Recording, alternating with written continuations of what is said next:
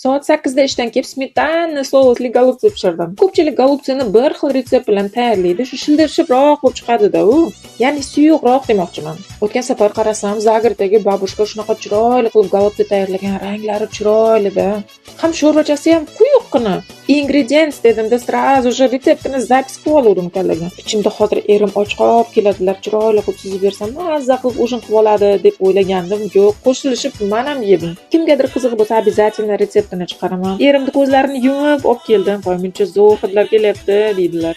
Charchab kelamizmi, kasal bo'lib kelamizmi, farqi yo'q. Uyga kelgandan keyin hamma qatori birinchi o'rinda ovqat qilishni o'ylaymiz. Kim erta kelsa, men erta kelsam men, erim ishdan ertaroq kelsalar erim. Boshida o'zincha nozlanib, "Ay, men ujin qilmayman, semirib ketaman" deb qarasam, erim ham indamasdan maza qilib yebdi.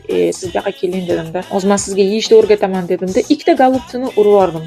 O'laman, semirib deyman ichimda. Ko'cha yorug' ko'ringani bilan soat уже 9:30. Golubtsini ustiga esa обязательно shunaqa smetana qo'shib yesalaringiz, oh. Shunaqa shirin ovqatni bolalar yemaymiz deydi.